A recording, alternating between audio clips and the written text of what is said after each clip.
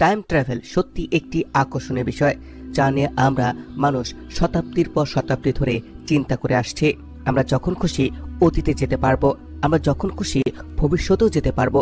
এই কল্পনাগুলো যতটা রোমাঞ্চকর, বাস্তবে তা ততটাই চ্যালেঞ্জিং। আপনি ঠিক বলেছেন যে আমরা প্রযুক্তিতে এতটা উন্নতি সত্ত্বেও টাইম ট্রাভেল সম্পর্কিত ক্ষেত্রে আমরা প্রায় একই জায়গাতে আছি যেখানে 100 বছর আগে ছিলাম। এই ধারণাটি বুঝতে এবং অতীত বা ভবিষ্যতে যাওয়ার চিন্তা বাস্তবে পরিণত করা এখন একটি বড় চ্যালেঞ্জ। আসুন এই ভিডিওতে আমরা টাইম ট্রাভেলের সম্পর্কে কিছু গুরুত্বপূর্ণ তথ্য জানার চেষ্টা করি এবং দেখি কেন আমরা এখনো এটি করতে পারিনি এবং ভবিষ্যতে কখনো কি এটি সম্ভব হবে। টাইম ট্রাভেল একটি প্রাচীন ধারণা যা কল্পবিজ্ঞান লেখকেরা শতাব্দী জুড়ে তাদের কাহিনীগুলোকে ব্যবহার করে এসেছে। এর প্রথম এবং জনপ্রিয় উল্লেখ 1895 সালে প্রকাশিত H.G. ওয়েলসের দ্য টাইম মেশিন বইয়ের মধ্যে পাওয়া যায়। এই বইয়ের মধ্যে এমন একটি যন্ত্রের বর্ণনা করা হয়েছে যা সময়ে অগ্রসর এবং পিছিয়ে যেতে পারে। এরপরেও অনেক এই ধরনের বই এসেছে যেগুলো টাইম ট্রাভেলের ধারণাকে আরও জনপ্রিয় করেছে। ধীরে ধীরে এটি সিনেমা এবং কার্টুনেও দৃশ্যমান হতে শুরু করলো এবং এটি সায়েন্স ফিকশনের একটি মৌলিক প্রয়োজনীয়তায় পরিণত হলো। আজকের বাজারে যত সায়েন্স ফিকশন কন্টেস্ট পাওয়া যায় তার বেশিরভাগই টাইম ট্রাভেল ধারণার উপর ভিত্তি করেই তৈরি। গত 200 বছরে বিজ্ঞান ও প্রযুক্তি অসাধারণ উন্নতি করেছে। আমরা রুম সাইজ কম্পিউটার থেকে পকেট সাইজ কম্পিউটার পর্যন্ত যাত্রা করেছি, যা একসময় সায়েন্স ফিকশনের থেকেও কম মনে হতো না। আপনাকে জানিয়ে রাখি, নাসা চাঁদে যেতে মাত্র 4 কিলোবাইট র্যাম প্রয়োজন ছিল, তবে আজ একটি সাধারণ ফোনে হাজার হাজার মেগাবাইট স্টোরেজ রয়েছে। 1930 সালে এক শিল্পী ভবিষ্যতের চিত্র এঁকে একটি পেন্টিং তৈরি করেছিল এবং তার ধারণা ছিল প্রায় 100 বছর পর পৃথিবী এমন কিছু দেখতে পাবে। মজার ব্যাপার হলো সেই পেন্টিং অনেকটাই সঠিক ছিল, তবে অবাক করার বিষয় হলো সেই সায়েন্স ফিকশনের সবথেকে জনপ্রিয় ধারণা অর্থাৎ টাইম ট্রাভেল গত 100 বছরও কোনো অগ্রগতিই পায়নি। কেন এমন হয়েছে? টাইম ট্রাভেল কি এতটাই অধিক চ্যালেঞ্জিং, অথবা মানবজাতি কি কখনো এটা করতেই পারবে না? আসুন এগুলো সম্পর্কে আরও জানি। সায়েন্সের টাইম ট্রাভেলের ধারণাটি প্রথম জনপ্রিয় হয় আইনস্টাইনের রিলেটিভিটি তত্ত্ব থেকে। এর আগে এটি শুধুমাত্র কল্পবিজ্ঞান লেখকদের দ্বারা ব্যবহার করা হতো। 1905 সালে প্রকাশিত বিশেষ রিলেটিভিটি তত্ত্বে আইনস্টাইনের সময় সম্প্রসারণের ধারণাটি উপস্থাপন করেছিলেন। তার মতে যদি দুটি পর্যবেক্ষকের গতিতে সামান্য পার্থক্য থাকে তবে তাদের সময়ের অনুভবের ক্ষমতা পরিবর্তিত হবে। সহজ ভাষায় বলতে গেলে সময় কখনো একই গতিতে চলে না। এটি কত দ্রুত বা কত ধীরে প্রভাবিত হবে তা নির্ভর করে ওই অনুভূতিকারী ব্যক্তি কত দ্রুত গতিতে চলাচল করছে তার উপর। আইনস্টাইনের মতে যেমন যেমন একটি বস্তুর গতি বাড়ে তেমনি তাতে সময়ের গতিও কমে যায়। আমাদের মহাবিশ্বের কোনো কিছুই আলোর গতির থেকেও দ্রুত গতিতে চলতে পারে না এবং এটি হলো সার্বজনীন সীমা।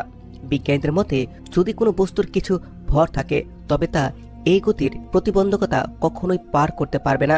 এখন যেমন যেমন কোনো বস্তুর গতি আলোর গতির কাছাকাছি চলে যাবে তেমনি তাতে সময়ের গতিও কমে যায়।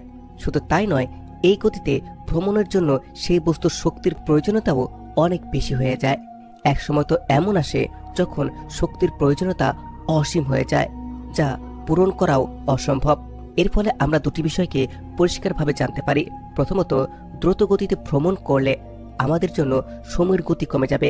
যদি এটি কাল্পনিকভাবে বলা হয়, তবে যদি কোনো বস্তু আলোর গতিতে ভ্রমণ করে তাহলে তার জন্য সময়ের গতি শূন্য হয়ে যাবে, অর্থাৎ তার জন্য সময়ের অস্তিত্ব থাকবে না।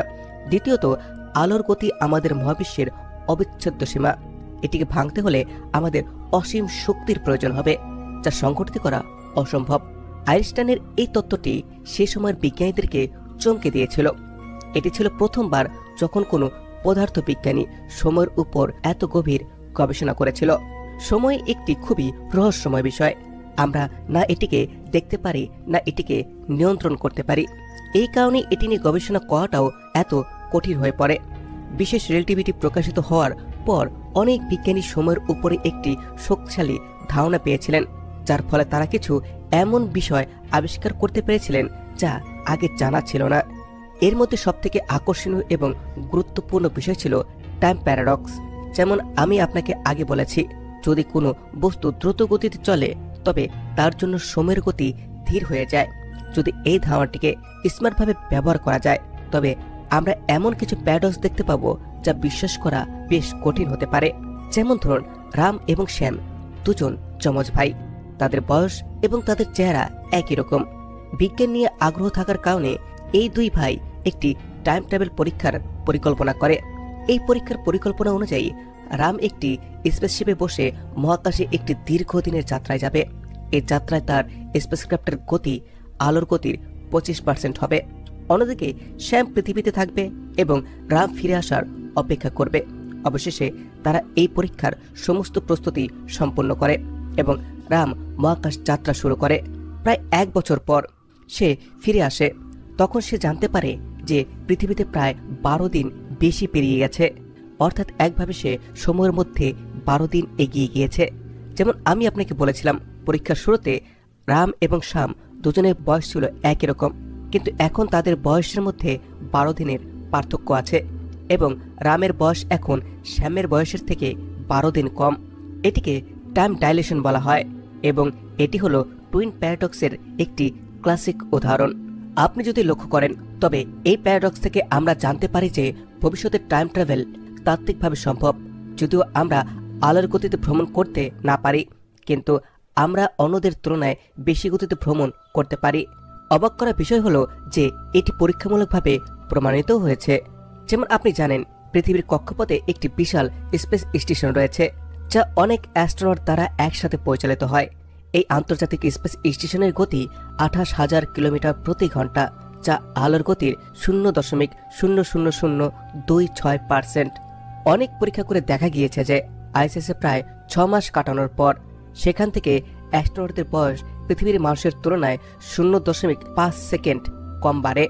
আমি জানি এটি খুবই ছোট্ট একটি পার্থক্য, কিন্তু মনে রাখার বিষয় হলো আইএসএস এর গতি আলোর গতির তুলনাতে অনেকটাই কম।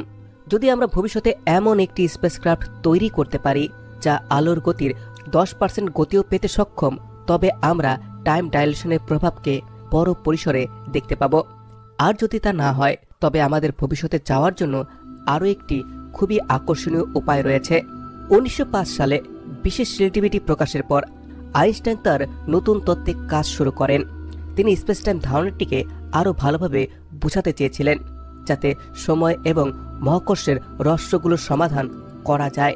10 বছরের গবেষণার পর 1915 সালে তিনি তার জেনারেল থিওরি অফ রিলেটিভিটি প্রকাশ করেন। এই তত্ত্বে তিনি বলেছেন যে মহাকাশে থাকা ভারী বস্তুগুলো যেমন তারা এবং গ্যালাক্সি স্পেস টাইমে একটি বল প্রয়োগ করে বক্রতা মানে কার্ভেচার সৃষ্টি করে। এই বক্রতার কারণে শুধু মহাকাশেই নয়, সময়ের মধ্যেও বক্রতা তৈরি হয়। সহজ ভাষায় বললে, গতি যেমন সময়ের উপরে প্রভাব ফেলে তেমনি মহাকর্ষও সময়ের উপরে প্রভাব ফেলে। যে বস্তুটির মহাকর্ষীয় শক্তি যত বেশি তার জন্য সময়ের গতিও তত কম হয়। এর সব থেকে ভালো উদাহরণ 2004 সালের মুক্তিপ্রাপ্ত ইন্টারস্টেলার সিনেমায় দেখা যায়। যখন কুপার এবং তার সঙ্গীরা গ্র্যাগেনসোয়া নামের একটি ব্ল্যাক হোলে পৌঁছায় তখন তাদের জন্য সময়ের গতি অনেকটাই ধীর হয়ে যায়। পৃথিবীতে ফিরে আসার পর তার জানতে পারে যে এখন তার মেয়ে, যিনি যাওয়ার সময় মাত্র 10 বছরের ছিল, এখন 100 বছরের এবং মৃত্যুশয্যায়। তবে কুপারের বয়স মাত্র কয়েক বছরই বেড়েছে। ইন্টারস্টেলার সিনেমার এই অংশটি দেখায় যে যখন কোনো বস্তু ব্ল্যাক হোলের কাছাকাছি যায় তখন তার জন্য সময়ের গতি ধীরে চলে যায় এবং এটি বাস্তব জীবনেও তাত্ত্বিকভাবে প্রমাণিত। এখন আসি আমাদের প্রধান প্রশ্নের উত্তর, টাইম ট্রাভেল কি কখনো সম্ভব? তাহলে আমরা কি দেখতে পাচ্ছি যে আমাদের কাছে বর্তমানে যে সেরা প্রযুক্তি আছে তার দ্বারা কিছু সীমাবদ্ধতা রয়েছে। তবুও যদি ভবিষ্যতে প্রযুক্তির অনেক উন্নয়ন হয় তবে আলোর গতির কাছাকাছি গতিতে যাওয়া সম্ভব, কিন্তু এর জন্য অত্যন্ত উচ্চ শক্তির প্রয়োজন হবে। তবে সেটা নির্ভর করবে নতুন পদার্থ বিজ্ঞানের আবিষ্কারের উপরে। এটি বলা যাচ্ছে না যে টেকনোলজি কি কখনো টাইম ট্রাভেলকে সম্ভব করে তুলবে, তবে তাত্ত্বিকভাবে এটি এখনো সম্ভব। কিছু বিজ্ঞানী বিশ্বাস করেন যে মহাবিশ্বের গভীরে কোনো গেটওয়ে বা টাইম পোর্টাল থাকতে পারে যা সময়কে পাকিয়ে রেখে অতীত এবং ভবিষ্যতে যেতে সাহায্য করতে পারে। তবে মনে রাখতে হবে যে টাইম ট্রাভেল আমাদের জন্য যে রহস্যের সৃষ্টি করেছে তা নিয়ে অনেক কিছু জানার ও শেখার বাকি। এই ভিডিওটিকে শেষ পর্যন্ত দেখার জন্য ধন্যবাদ। এবং যদি এই ভিডিওটি আপনাদের পছন্দ হয়ে থাকে তাহলে অবশ্যই এটিকে শেয়ার করতে ভুলবেন না। সেই সাথে এই ধরনের সব সায়েন্টিফিক ভিডিওর জন্য চ্যানেলটিকে সাবস্ক্রাইব করে বেল আইকনে ক্লিক করুন।